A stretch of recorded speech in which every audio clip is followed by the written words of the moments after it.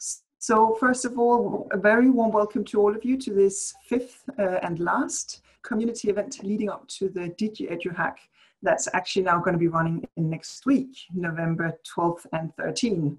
Some of us has been waiting for these days for quite some time, so it's wonderful to be able to say that it's now next week.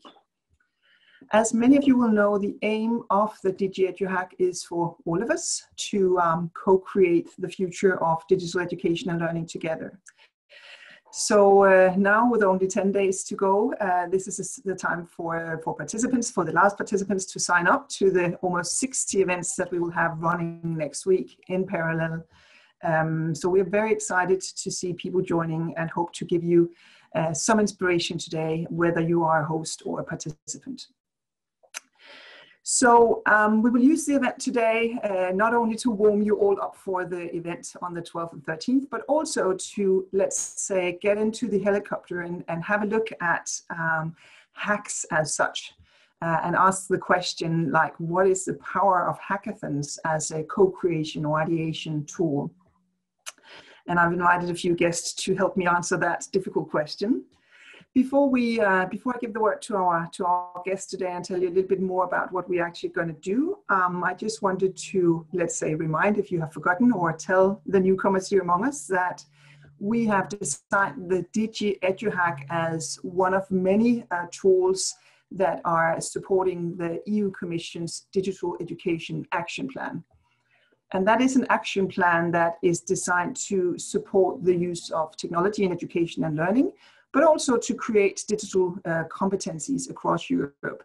So there is many different aims and there are also many different tools to support this agenda, and the DigiEduHack is one of them. I would say it's a core tool to support that agenda. So the hack is designed to surface a lot of good ideas, maybe even potential solutions to the challenges that all of us, whether we are learners or teachers or education professionals, are facing every day when we are working with learning and education. So we wanted to give you some inspiration, whether for your daily business working with learning and education or for specifically the hack that we are going to run together next week. To give you some inspiration, I've invited my co-fellow from the steering board of the DigiEduHack, Florian Rampelt. He's a member of the steering group, and I'll give the word to him in a second. I just also wanted to let you know that we have a few more speakers with us today, so there will be a lot of different inspiration. We have Pirette Livstandal here from EIT Climate Kick, who is an experienced online education professional and also a host of online hacks. And then a little later, we will be diving into our main stage of the DigiEduHack, and we have Katrina here to tell us a little bit more about the central program and the main stage event, and also Till, who is one of our organizers. So these are the talking heads that you will be looking at and talking to today. But first, before we dive into our actual event and the main stage, I wanted to give the power by giving you the mic, Florian, giving the power to you. You are an open education enthusiast. And I know that you focus in your work a lot on digitalization and artificial intelligence in learning. You're also the Deputy Managing Director of Hochschulforum Digitalisierung in Berlin or in Germany, which is a forum for higher education in the digital age. And you are project lead of the KI Campus, AI Campus, which is a learning platform for artificial intelligence. So there is a lot of knowledge sitting with you, and we are super happy to have you here with us today to share some of that. I've asked you today to focus in on hacks, as I said before, the power of hackathons as a tool for co-creation. So I would like to start by asking you, what do you think is the benefit of co-creation through hackathons? Yeah, hi Line, and thanks a lot for having me here. Actually, I believe it's mostly not about what I think is the benefit, but what learners think is the benefit, because that's the target group that we want to have in the DigiEduHack this year, last year, and next year. I believe focus is one of the keywords. The hackathon formats, be it offline or online, provide a forum to focus on certain challenges to focus on all the great ideas we have out there for a given time. For example, 48 hours, 36 hours, 24 hours. And this focus has to be combined with a certain need. And 2020 probably is the year that more than ever showed us needs in the broad field of digital education, be it in primary schools, be it in higher education, be it in further education. And I really hope that this DigiEduHack will help us to focus on some of the challenges and co-create. And co-creating, I think, really is another key. It's about cooperation. It's about making sure that teachers and learners, for example, come together and that we allow different stakeholders with different perspectives in order to jointly develop our vision of the future of education. Perfect. So I know that by design, the DigiEduHack kind of put a lot of different challenges out there, and digital education is a variety of challenges that we all meet every day, whether it's creating engagement online or giving learners and teachers both digital competencies. How do you think we can ensure like the diversity and ensure that people are coming together from different disciplines to actually attack these challenges and make them even stronger? I think one aspect you already mentioned, it's about having different topics, because not everyone is interested in creating the great new tool on a mobile app, for example. And the diversity of the challenges of the DigiEduHack shows quite well that there are a lot of different topics. My personal favorite being one about cycling in cities of the future. But it's also a lot about the right messages. For example, you do not need to be a hacker in order to participate in a hackathon. A lot of people, when they hear about a hackathon, think I need to be very digitally literate. I need to know all about coding. But it's not about that. It's about thinking with a group, co-creating concepts, tools, whatever it may be. And I think this is very important, that although it's such a fancy word, it is actually very pragmatic what we want to achieve with a hackathon. And I also believe we still have to work on that. Every day when we organize our hackathons in Germany, I get the same questions on how high the barriers are, on what experience is needed. So I think that's a long way we also have in front of us in order to develop the right messages that bring motivated people together from all ages who want to co-create, no matter being it programming some new tools or developing great ideas on the paper. Sounds really good. Do you have any good advice? I mean, I would assume that we have both participants and hosts with us today, and quite many people actually. Do you have any good advice for them as to how to ensure that, you know, all voices are heard during these 24 hours or 48 hours, whatever format you use for your hack? How do you ensure that you know what's in the room and you utilize that potential diversity? I think you need to provide like spaces for open exchange. In Germany, we do that through a platform, an open source MetaMost community, which have moderators, role models. You know, you guys believe that I am a kind of role model, but there are so many other more inspiring people out there from all different kinds of backgrounds. So role models who work as facilitators, as moderators, definitely help, because that's what you need. And also a language and a kind of communication throughout the hackathon that is not too complex, not too complicated, that really gets quickly to the point, and that gets to the point regarding also different people who participate. I mean, it can be a school pupil of the age of 12 years, or it can be a lifelong learner 70 years old who is hopefully going to join next week. And we need to make sure we reach both of them with how we communicate online. So with your broad experience, what do you think can help us to, let's say, give the ideas enough power to actually stay alive also after the event? Because of course that is what we all want, that when we have surfaced all the good ideas, that they are also getting worked with continuously afterwards. Are there any good tricks for participants or hosts as what to do after the event is over and the lights are off? I'd say make your voices heard. You need to really, I mean, that's the great opportunity of the digital sphere.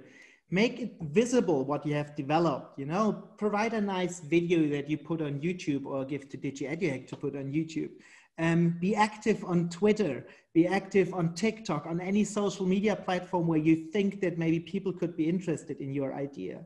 Secondly, talk to your institution. Most of participants are a teacher, a learner, whatever, with regards like backed from a certain institution. Talk to your leadership and ask them, hey, what do you have in mind in order to ensure that we are not only hacking for 2 days, but we are further developing for 2 years or longer?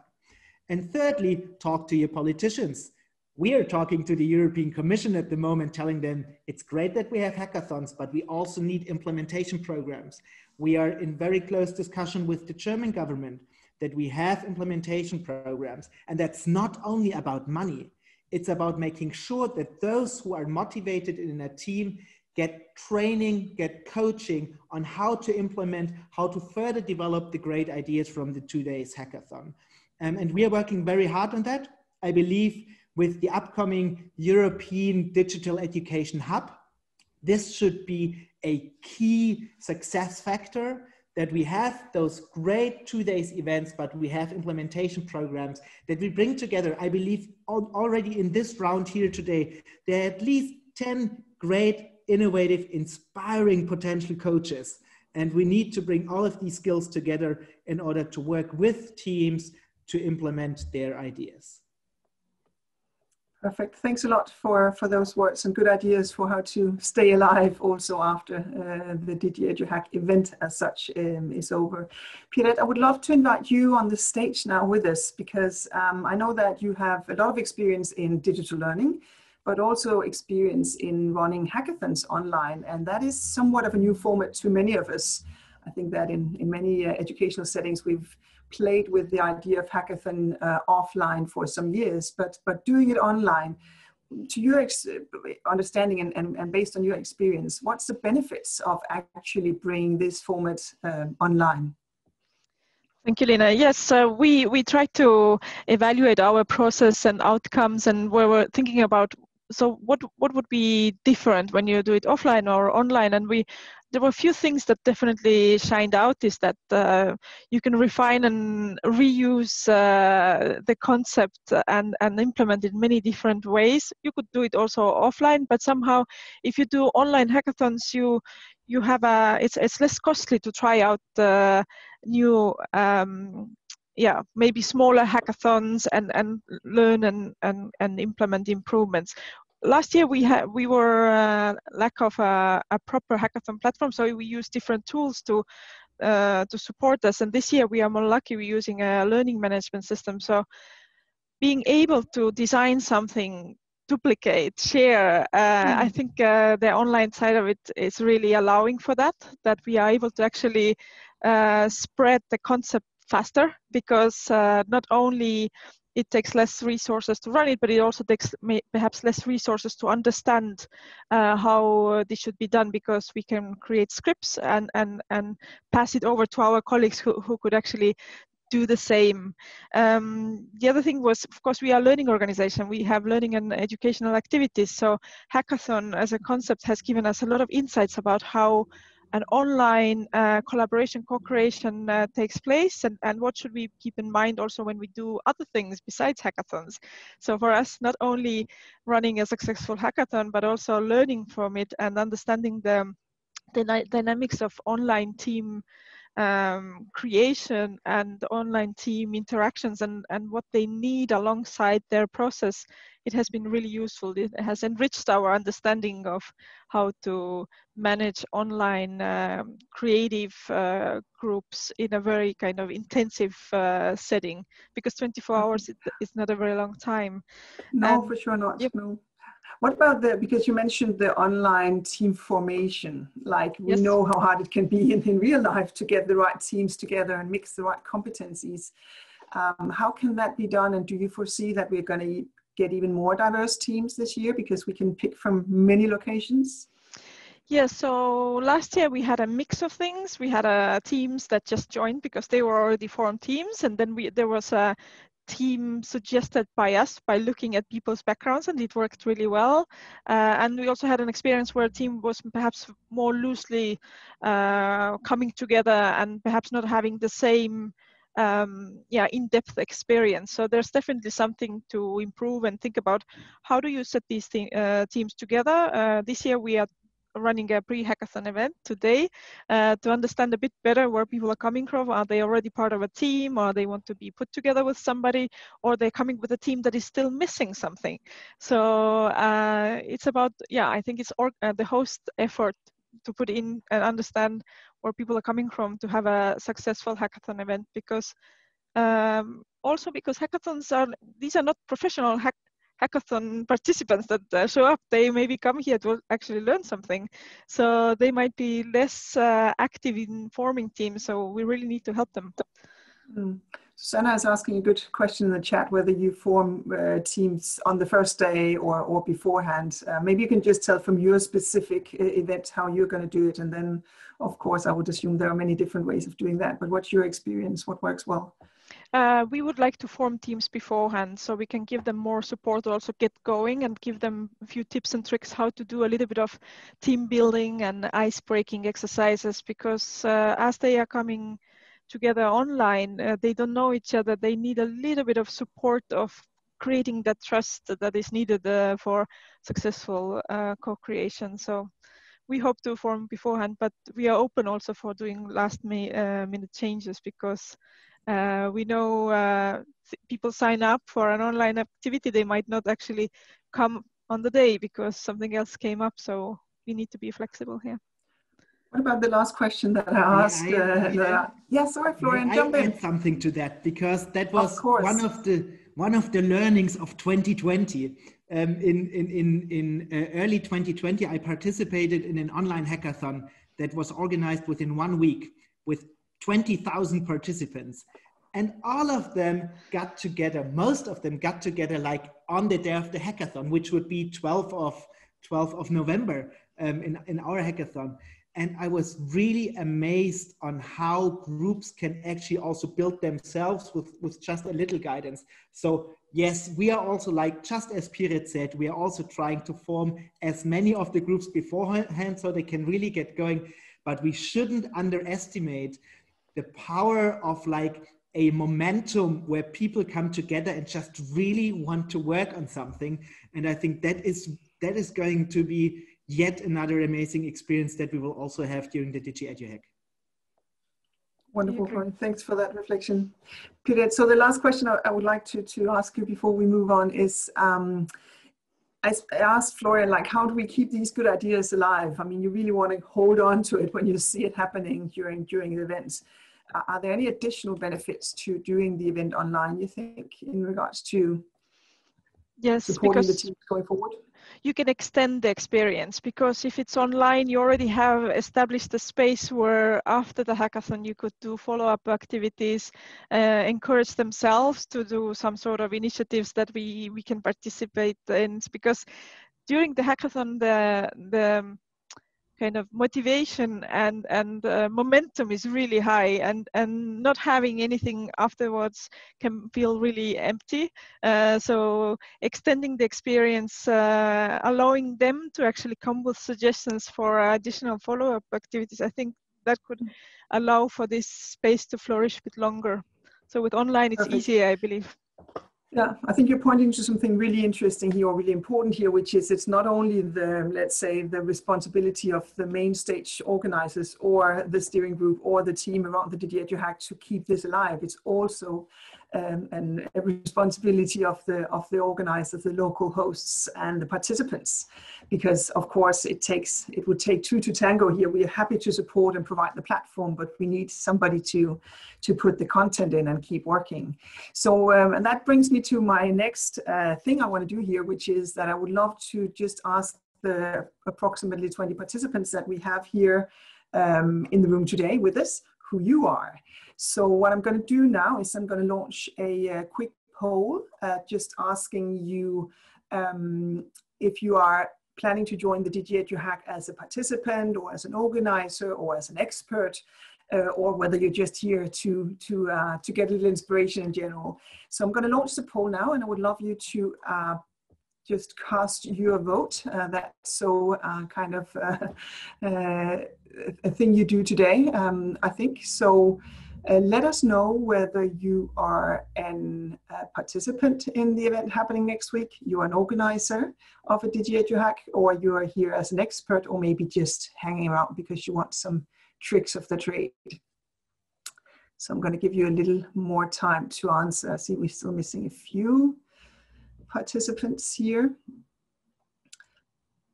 Perfect. So is there yet another one who wants to cast a vote, or there we have the last one, I think. Perfect. So I'm now going to end the poll and just show all of you a snap of our audience here today. So as you will all see, we have primarily organizers, local organizers for the DigiEduHack with us today. And of course, we are super pleased you are our community. So that's wonderful to have you here. Actually, we have no participants, but that's fine. I mean, that's a little bit up to all of us together now to get a lot of more participants kind of onto the local events that are organized. We have one, I would say, expert, and then we have somebody who's just curious, so to say. So Florian and Pirette, now that we know that we primarily have organizers with us here today, are there any last minute kind of good advice, tricks of the trade, just maybe a word for encouragement that you would like to give to the organizers here running up to the events on the 12th and 13th? I think push social media and be clear on what you want to achieve with it. And secondly, one aspect I forgot before is make clear that it's not necessary to join for all the time. It's a lot about diversity also to organize an event that caters the needs of private and professional lives. So if you want a lifelong learner to join who has family, you need to make sure, hey, it's also fine if you join for 4 hours on one day.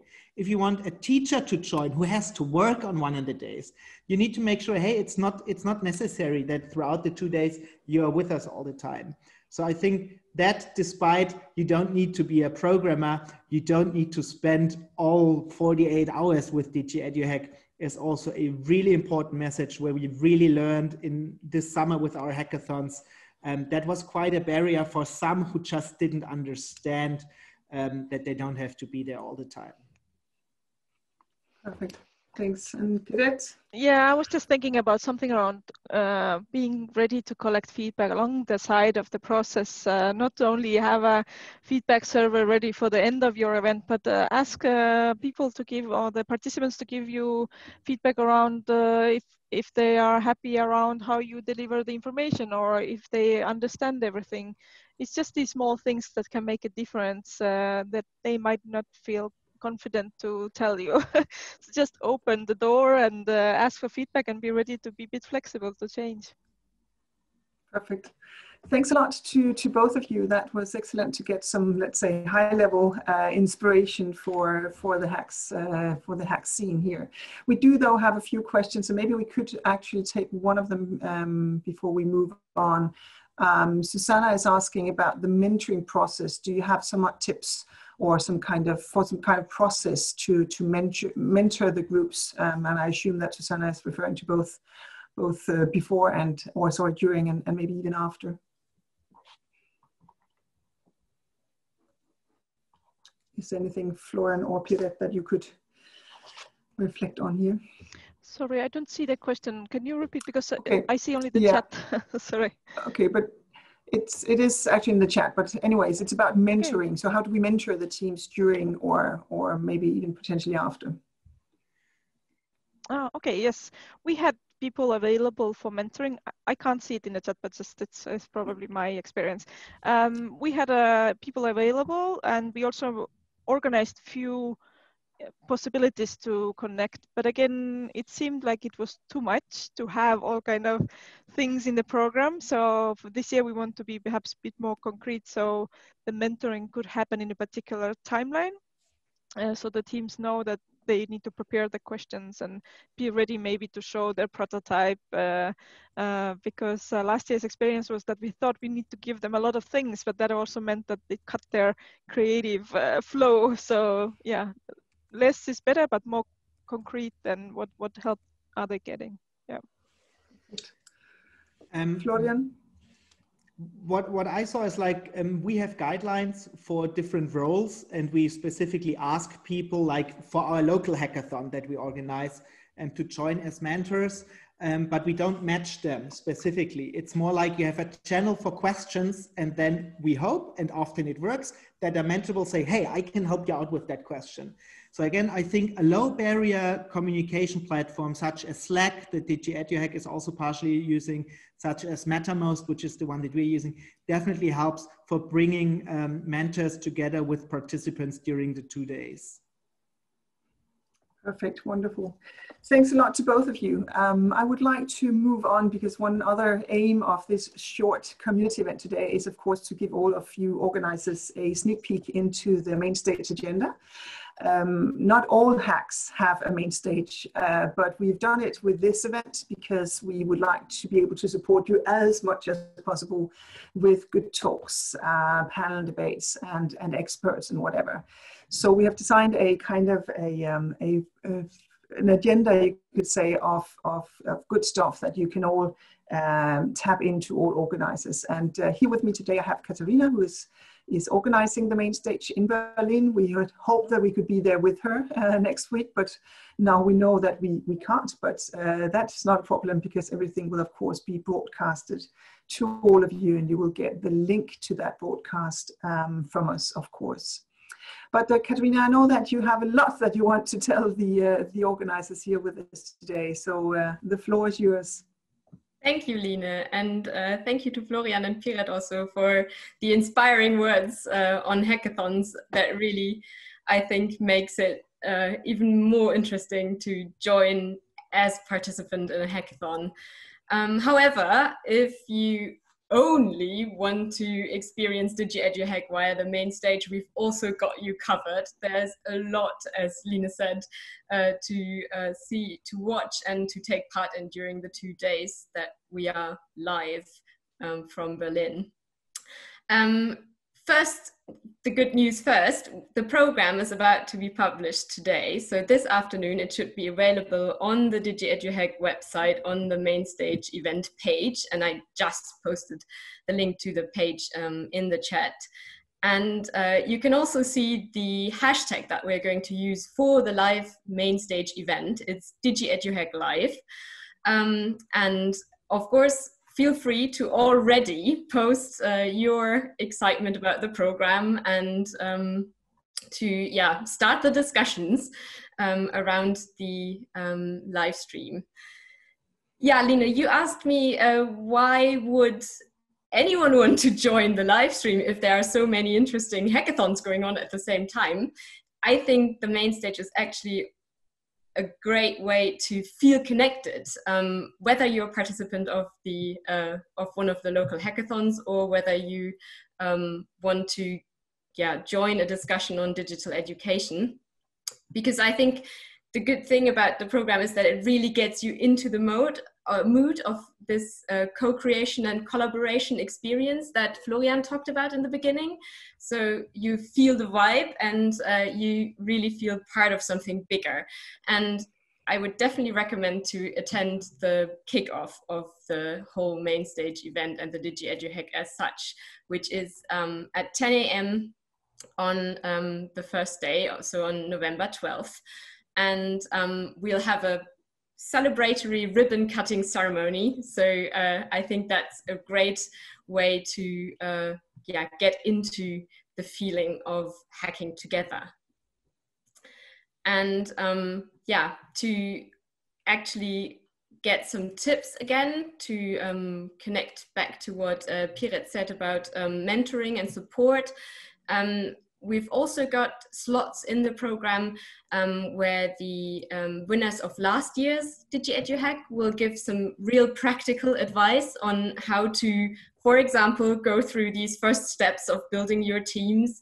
And also the steering group is going to give advice and motivation to the participants. So if you are watching today as one of the hosts of local hackathons, do make sure that your participants do have a chance to watch these slots on the first day right after the kickoff. I'm sure they will benefit from the inspiration and also simply the energy that's being provided by listening to the steering group and other hackathon participants. That all sounds really, really interesting. Is there anything specifically, Katarina, that you're looking forward to? Any of the, let's say, the agenda items that you know will be super interesting that you could maybe tell us a little bit more about? Yeah, what I think is really interesting is that we will also be able to have a discussion on Twitter that accompanies the discussions that are going on in the live stream. So there are panel discussions. For example, there is one on the first day on the implications of the corona crisis for policy making. And I'm sure everyone's got great experience and also opinions, strong opinions about the questions that are being discussed there. And we really welcome you to make your voices heard on Twitter or any of the other social media channels that you're using. And we will also make sure to see what's going on in the discussions and to include that in later panels if possible.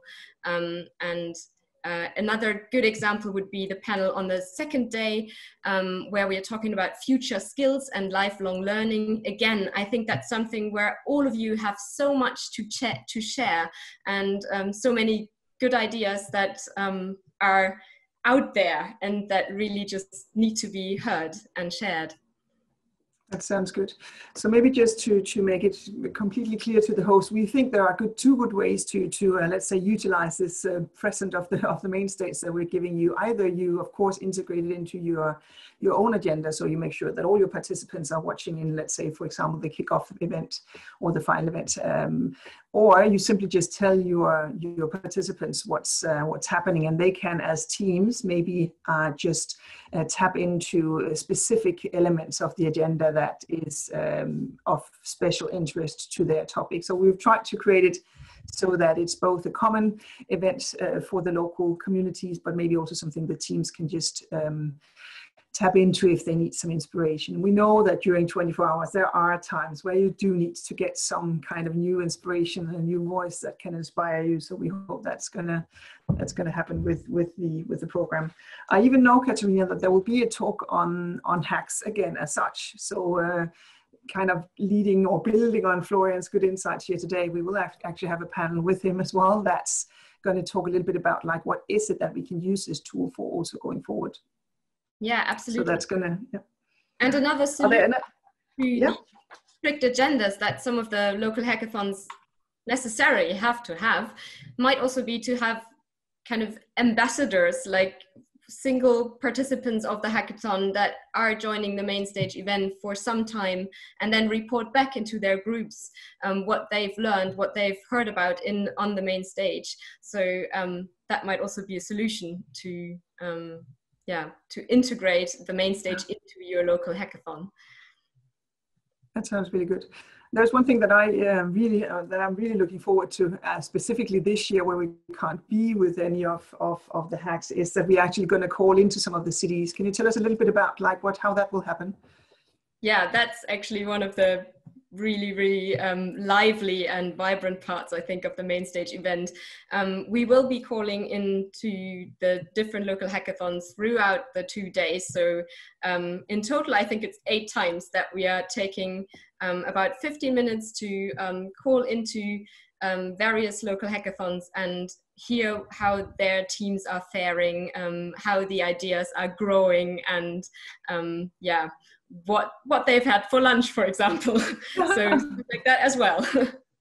That's super important. Actually, it is. For sure, it is. Yeah, working hard for 24 hours, you definitely need some food and drinks. That's for sure. Who's going to kind of bind all this together? How will it be moderated during the 2 days? Yeah, we've got an excellent moderator, or master of ceremony, as we like to call him. It's Mitri Stiering. He's very well known from German television, and he's also very active when it comes to supporting education for disadvantaged groups. So he seemed to be the perfect fit. And of course, it's also a great benefit that he's very, very used to moderating events where he doesn't have a live audience right in front of him, but rather a large, really large audience behind the screens. So yeah, we are sure that he's going to be able to, yeah, be full of energy on the stage. Sounds good. And next to food and drinks, I think having some energetic kind of pep talks is definitely also what we're all gonna need to stay awake for that long time. And the only last thing that's missing then, if you've got like food, good company, and you also need music, and we've also provided for that. So we've got, of course, we are in Berlin, we've got a DJ set ready for you waiting. So Thursday night is going to be a DJ night. Wonderful. That sounds really, really nice. Yeah, now I'm looking even more forwards to the event next week. So thanks a lot for giving us that tour of the agenda. And then again, you will all get the detailed agenda later today, so you can start building it into your local agendas, or start communicating to your participants what they can expect is going to happen during the 2 days. But I would like to just here by the end to invite Till on board. Till is the local organizer of the hack that's actually going to happen physically in Berlin next to the main stage. So you have, of course, an opportunity, Till, to get even closer to the main stage than the rest of us.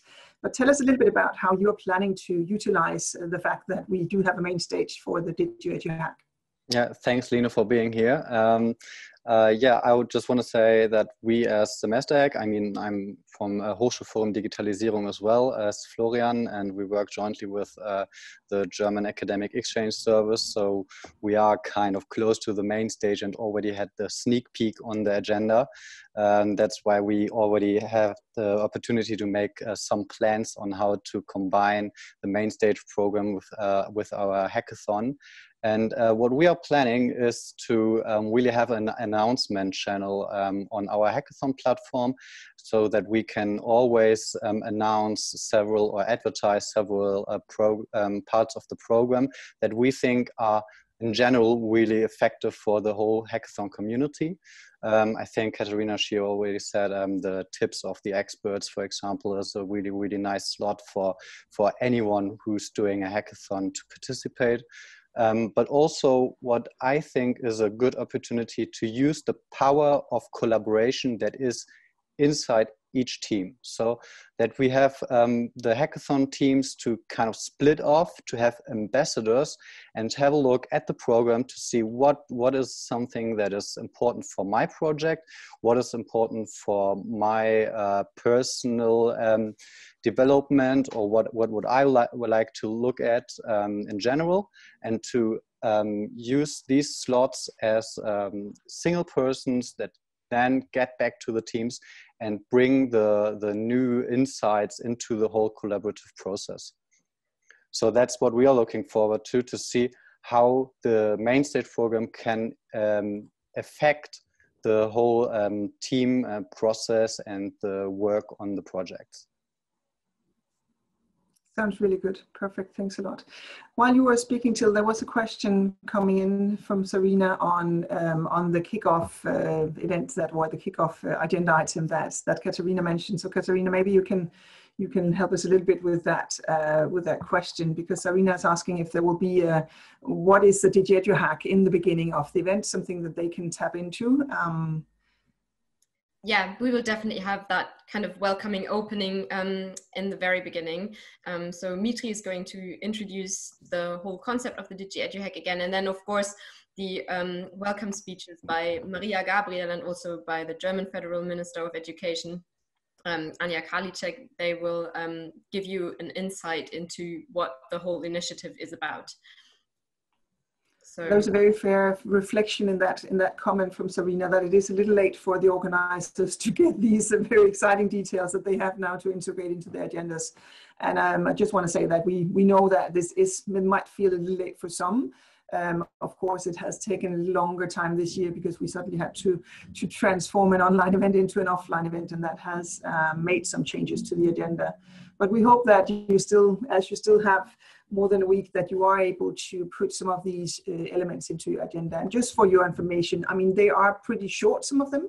They should be able, you should be able to use them in between either agenda items of your own or as inspiration to some groups. So we hope that it's still doable and as an added value to all of you.